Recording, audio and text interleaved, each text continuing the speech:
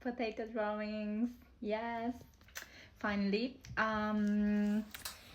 Basically what I did is, this wasn't my idea. I was studying hanga, woodblock prints, and the masters Hokusai, Hiroshige and stuff at the library, and came across this book that was talking about potato hanga. And I was like, what you mean potato hanga? And I read it, and it was basically talking about how you can make hanga at home, without a wood block, because I would never be able to carve a wood block. I don't know about you, but and with a potato, it's easier. You just take a potato, you cut it in half, and you engrave it. And that's what I did. My, ooh, and you use it as a stamp. So yeah, I carved it with this, with my cutter. And what I did for this one, I just directly carved it in the potato because it's a simple shape. But for this one, by the way, this is my logo in the making. I'm gonna make another video about that.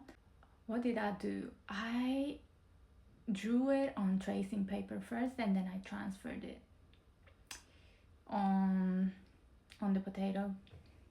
So basically you draw your motif on the tracing paper, you flip it, and you press it on the potato, so the flip version gets transferred on the potato. And then since it usually ends up being like kind of blurry, you perfect the lines. I use graphite to do this step.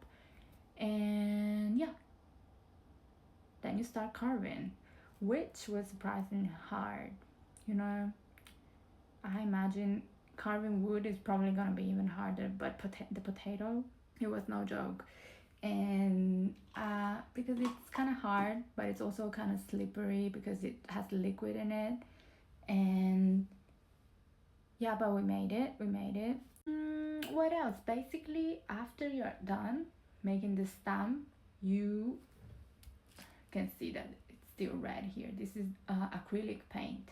You paint the surface of the potato, and then you use it as a stamp onto the paper, and that's how you end up with these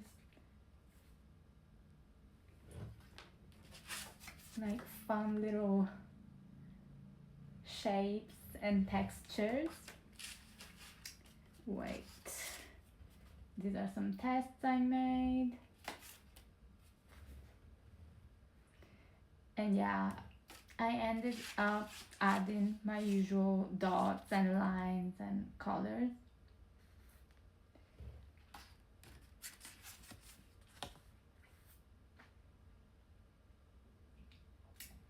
I love this.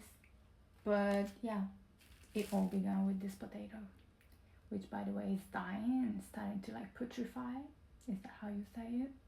It's getting moldy. Yeah, it's going bad. So this is probably gonna be her last appearance. I just wanted to show it to you guys since I've been talking about this potato stamp for a while now. And yeah, it's fun, but the sad thing is you cannot reuse it forever, because after a while the potato is gonna go bad. So even if your design comes out great, you're not gonna be able to use it forever.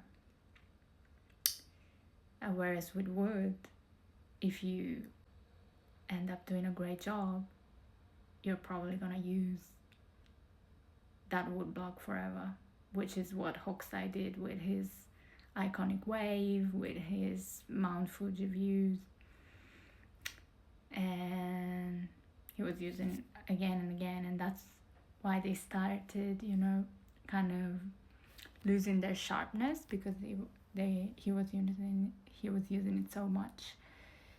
And you can see the edges in the later prints are less defined. Yeah, that's it. them 5 minutes. But yeah, the potato deserves to have 5 minutes dedicated to her.